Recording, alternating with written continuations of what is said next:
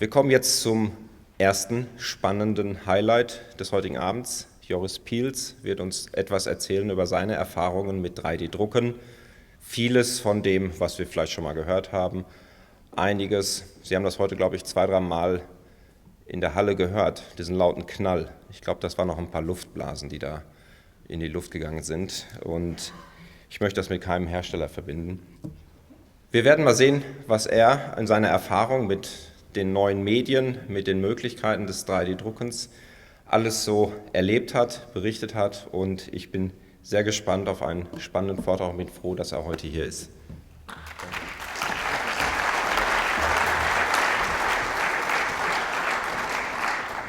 So, I'm going to do this in English because I don't want to be the Rudy Carell of 3D printing. My name is Joris Piels. I'm a strategy consultant. I help multinationals enter the 3D printing market, and I'm also the community manager of Umagine. Umagine is a place which is now a file repository for 3D printed files, and we want to make it into the place where people collectively remix technology, and we want to build the entire end-to-end 3D printing software toolchain. I'm going to share with you some data we got based on a survey amongst 500 Umagine community members.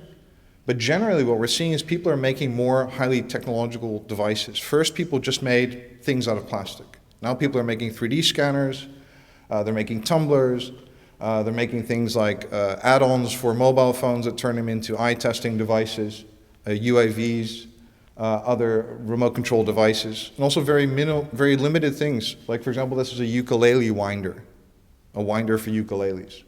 Very things with an application of one. So this is a survey of 500 3D printing community members.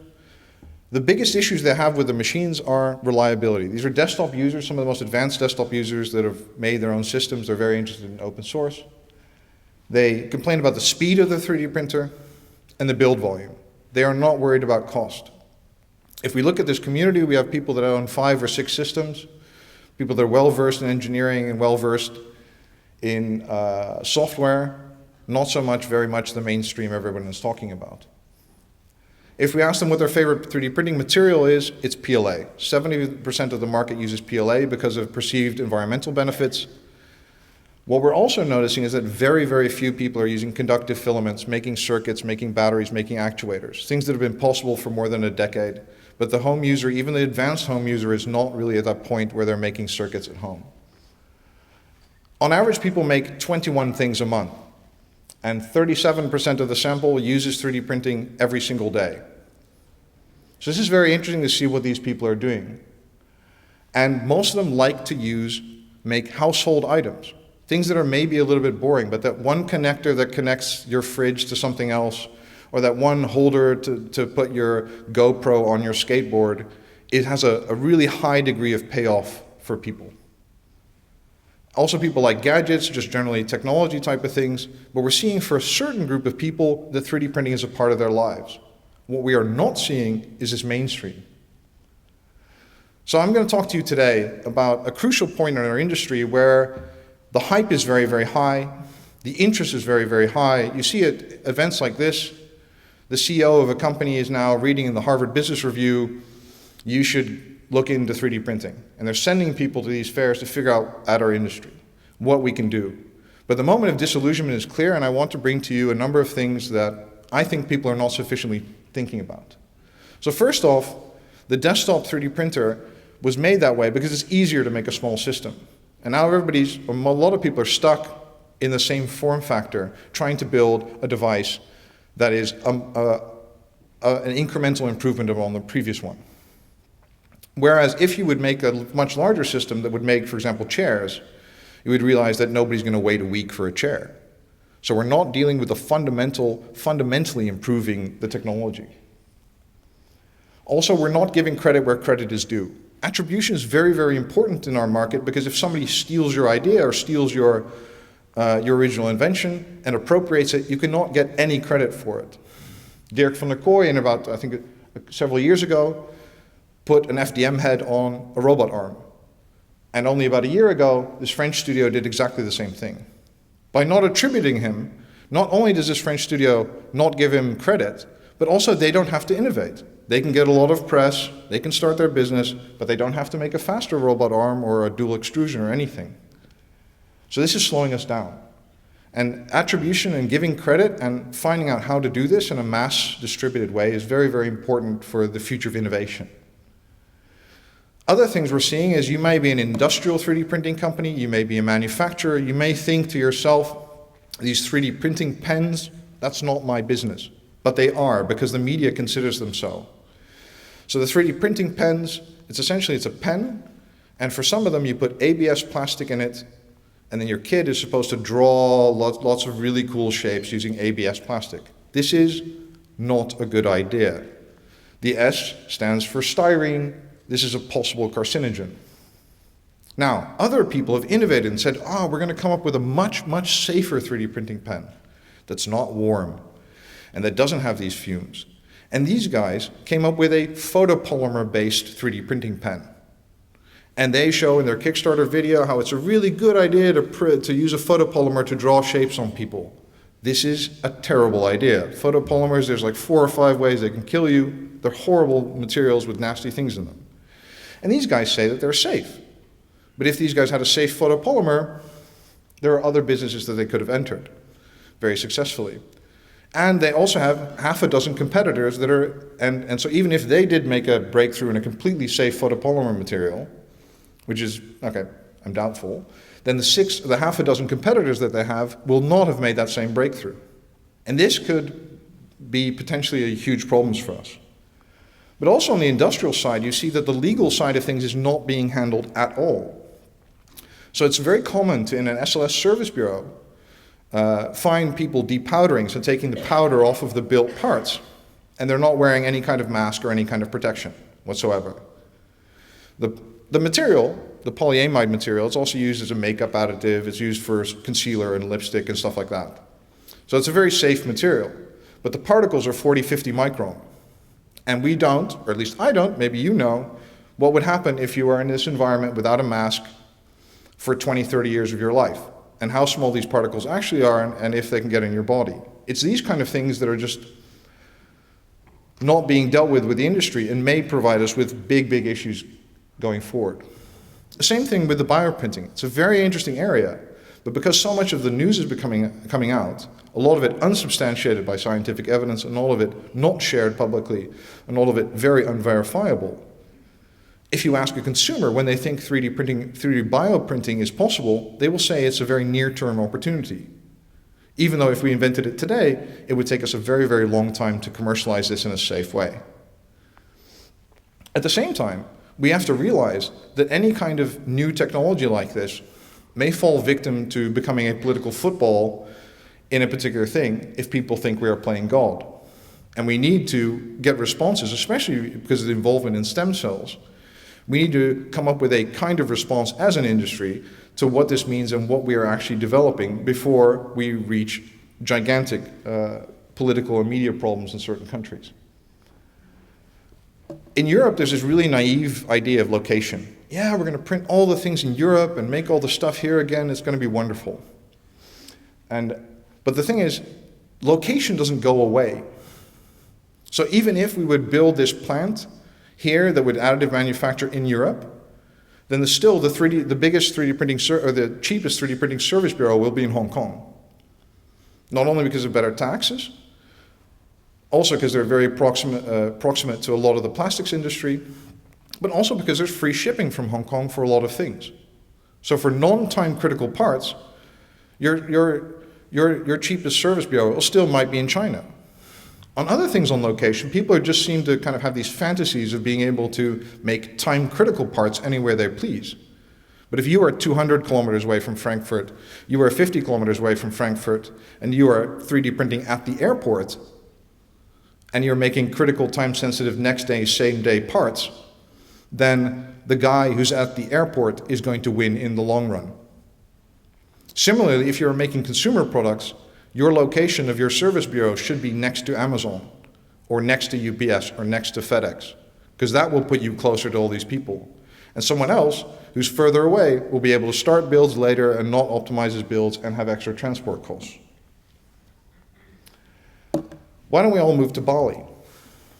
I mean, 3D printing is a really, really interesting area, but it's only a small part of this digital manufacturing trend. And people are not looking at the moment broadly at using together laser cutting, water jetting, and other digital manufacturing technologies with 3D printing in combination. Similarly, there is, was been alluded to earlier, the digitization of all the things, all information, all entertainment. But there are even bigger trends shaping society than these. There is a flat world, right? Globalization used to mean that Shell had oil and gas stations in Indonesia, but now through platforms like Alibaba, we are seeing that these guys are moving up the value chain and getting better and better products. And so the real impact of globalization is yet to be felt. What we're also seeing is the disappearance of the middleman. The idea that you buy from the Aldi, Aldi makes the chips directly. You buy from Amazon, Amazon buys direct from the factory.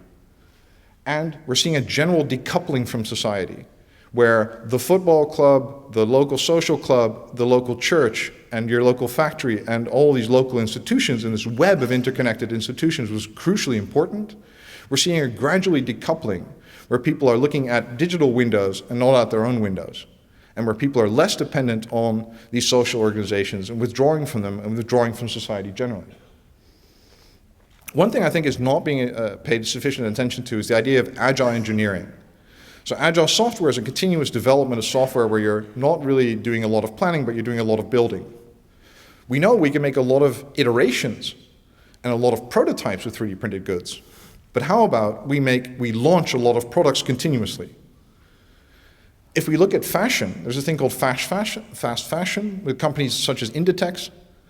And what Inditex does is it is able to go from an idea to a product in stores in less than 2 weeks, and is able to track the progress of these sales and then replenish supplies.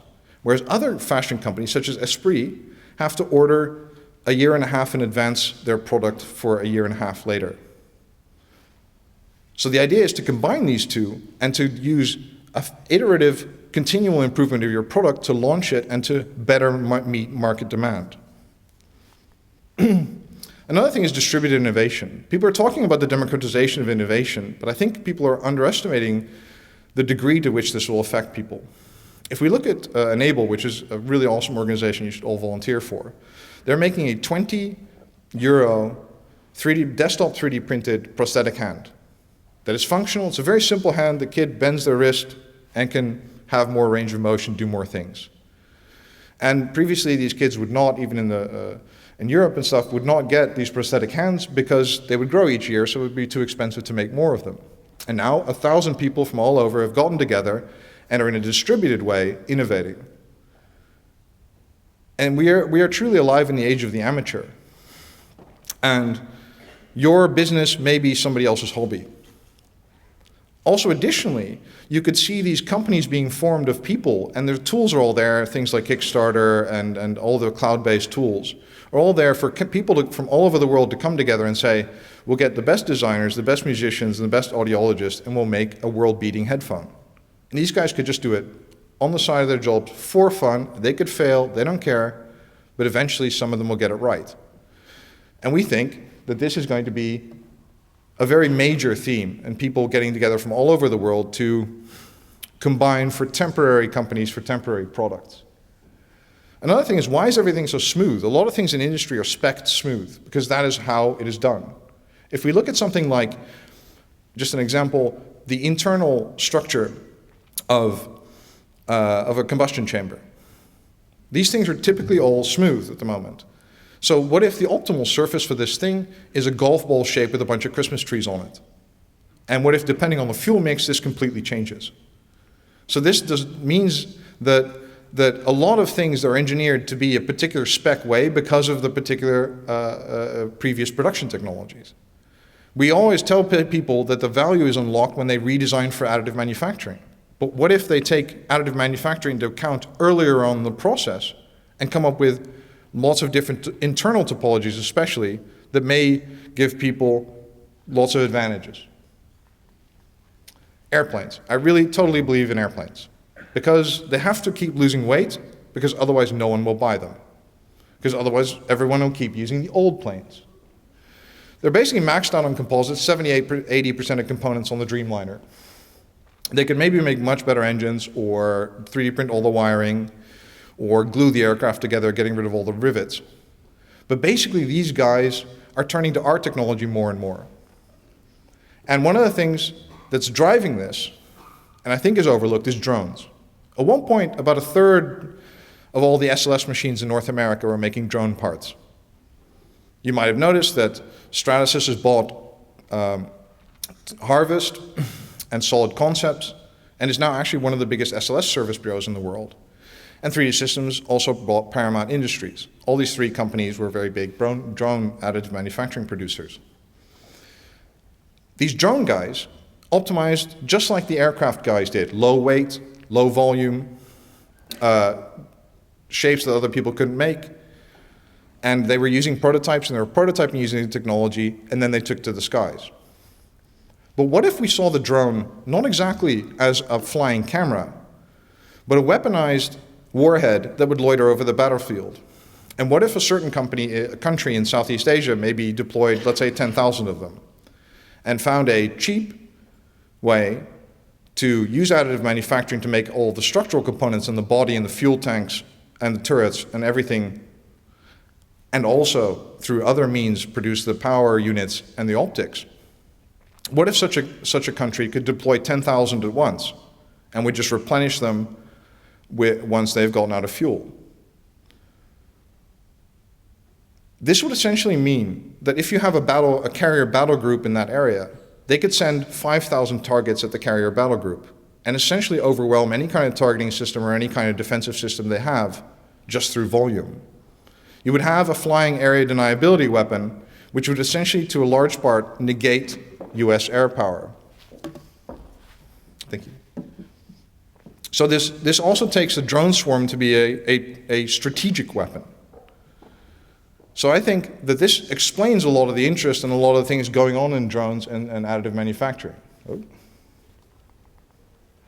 Now, can it get even scarier? It can get even scarier. Because let's say 100 of your drones get shot down.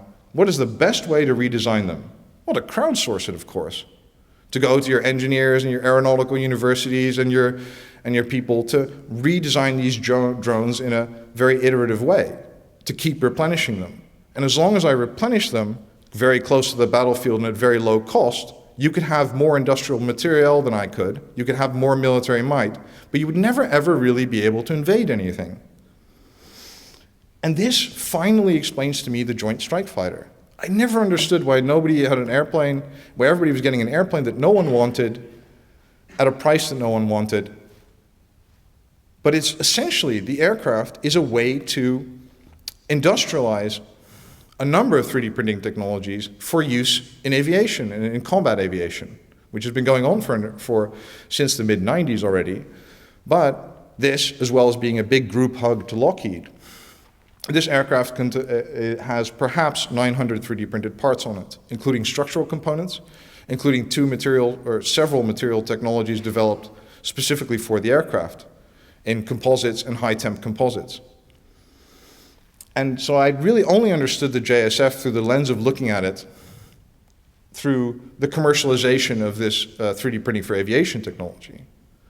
So the really, really great thing is, even if you don't believe that desktop 3D printers will be the norm, even if you don't believe people will use these things for prototyping, the United States and China are battling for the future of this technology, and they need to, because there's an added benefit. If the Chinese win and produce better drones than the Americans do, they can, as a side benefit, accomplish their goal to make Comac, their aircraft supplier, the largest aircraft supplier in the world.